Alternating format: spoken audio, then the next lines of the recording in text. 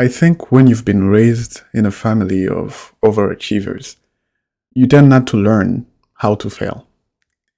Now, this is what I mean by that. You tend to associate your performance, your achievements, with who you are, with your identity. If you grew up in a family like mine, where what you did was the most important thing. So I come from a very tough African traditional family, Catholics, very hardworking. You weren't allowed to fail. Like it was just like a sickness. You couldn't fail in my family. 7 sibs, all engineers, doctors, you name it. I don't know how to describe it, but those who have come up in the same type of environment like me would definitely connect to what I'm trying to say here. So we didn't really learn how to fail, okay? Because our entire life has been wins over wins over wins from kindergarten to university. And then I left my hometown. So I'm from the DRC, Congo, the big one, not the small one. And I went to Europe to study. And for the first time, I was away from everything. I was 17, still a child.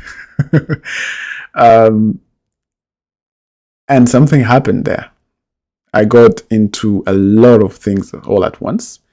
And for the first time in my life, I failed. Not only I was failing at school, I had launched a business back then. It was a complete failure too. I was working part-time and my whole life crumbled.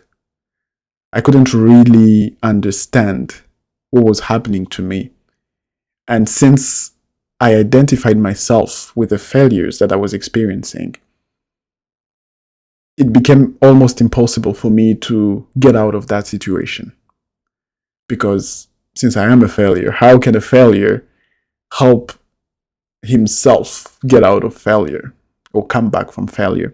So that's the topic of this video. This video is about how do you come back from failure?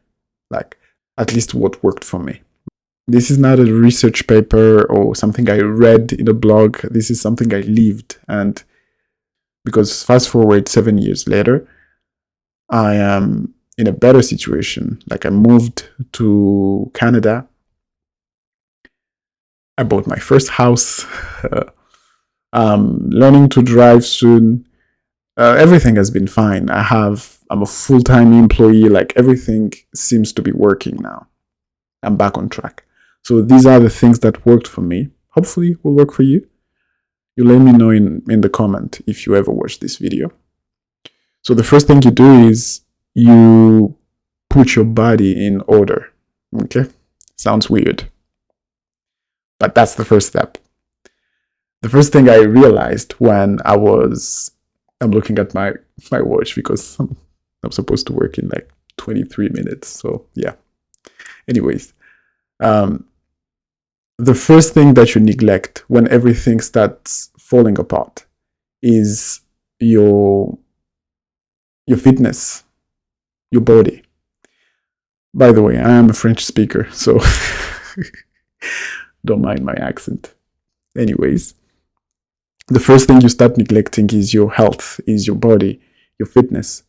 And what I realized back then is your mind can't function properly if your body is not cooperating. Because we tend to think of ourselves as two separate entities.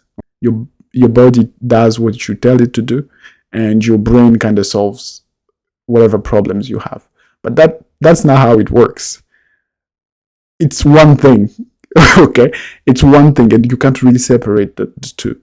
And if your body is out of shape, you're eating badly, you can't sleep right, your mind will have a real hard time to process information and to get you out of the situation that you're in. Okay? Your mind can't function right if your body isn't cooperating.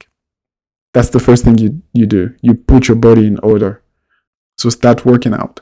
Okay. And I don't mean going to the gym or whatever. You can do push-ups every time you wake up. Okay.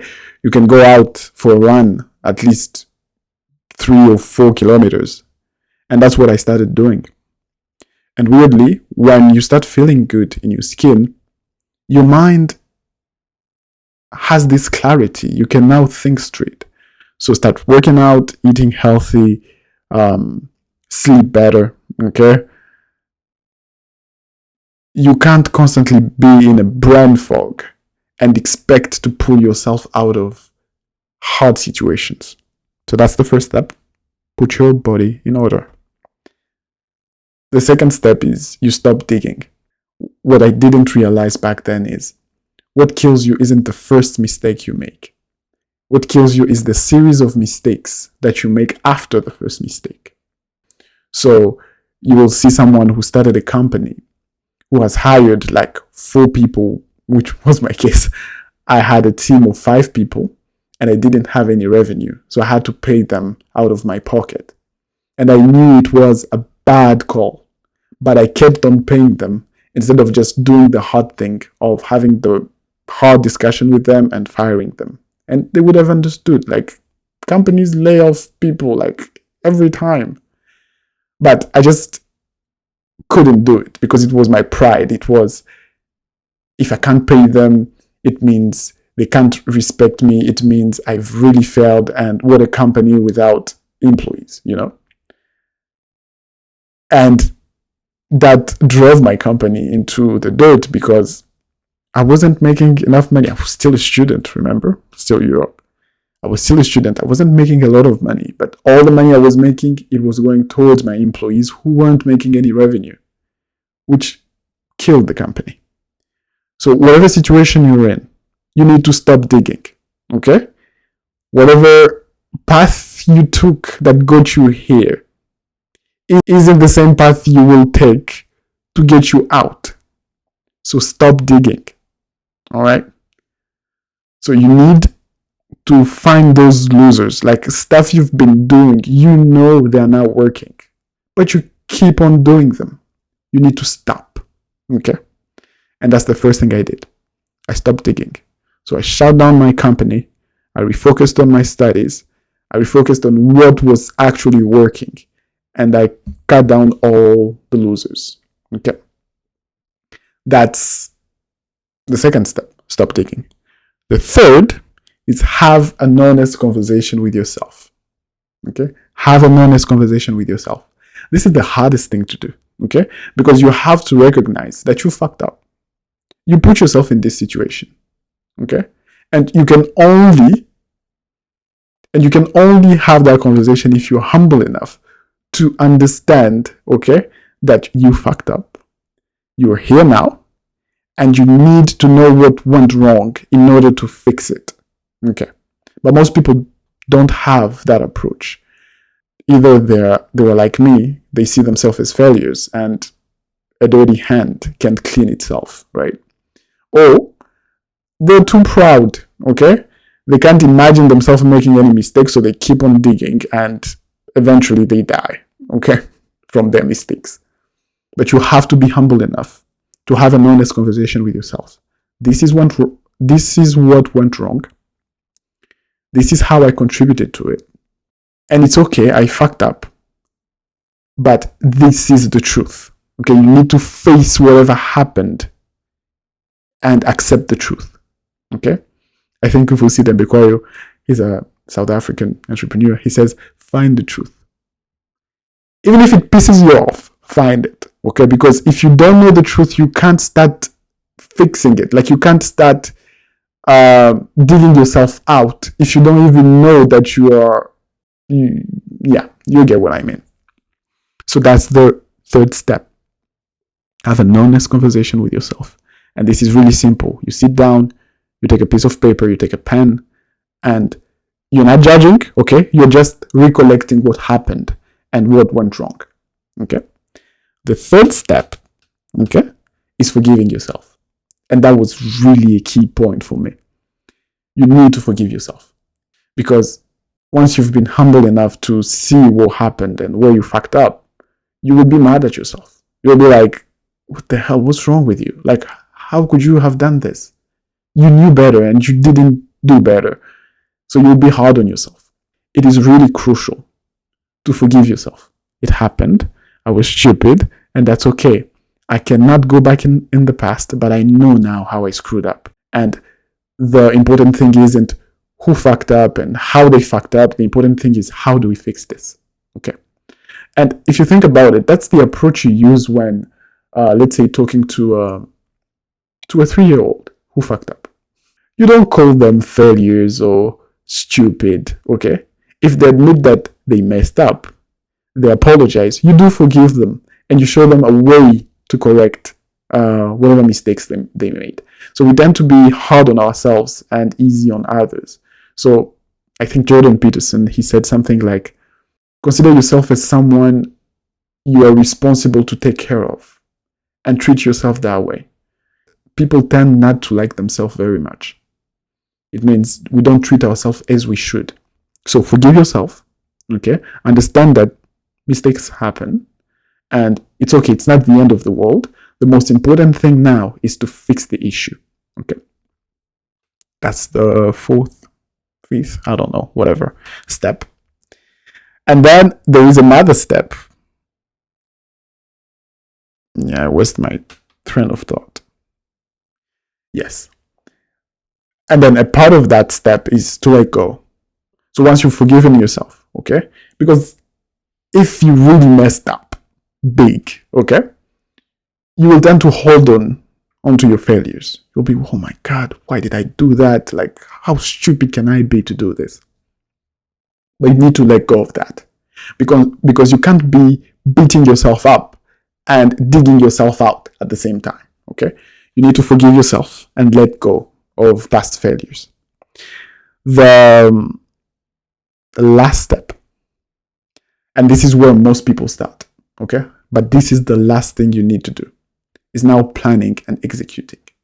Because once you've understood where you fucked up, once you've forgiven yourself and you've let go of your failures, now, and once you're in shape so you can think clearly and execute, now you can plan and dig yourself out, okay? And planning is really simple, guys. It's like, I feel like most rational beings, we have like this machine in our brain, like your mind, that is very good at finding solutions to your problems. So planning is really simple because you know where you're going. So basically for me was, okay, this is my situation right now, okay? I need to go here because I had big ambitions. How do I get myself from point A to point B? And your brain will tell you. It will literally tell you, stop doing that, do that, do that, do that. But in order for it to do that, it has to be free of guilt. It has to be clear enough so that it can think. And you have to be willing to execute, okay? So this last step, you plan, okay? This is where I'm at. This is where I'm trying to go. These are the steps that I'm supposed to take, okay? And now, don't be a lazy person and not execute. Just do the first step and then the second step.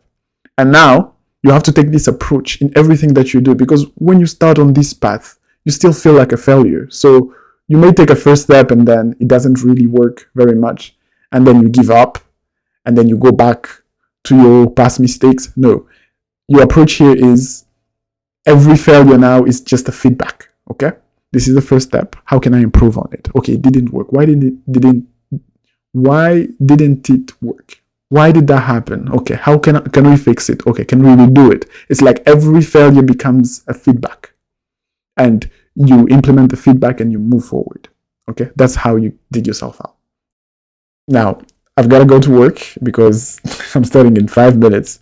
But yeah, that's what I have for you. You got this. Good luck.